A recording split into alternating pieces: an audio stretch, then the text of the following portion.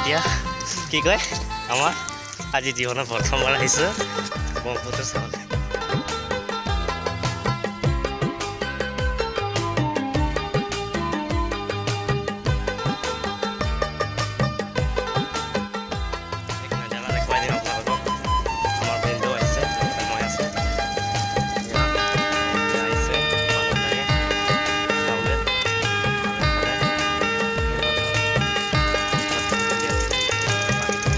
सुंदर दुनिया के हे अबा हे प्रभु रौरे बनाने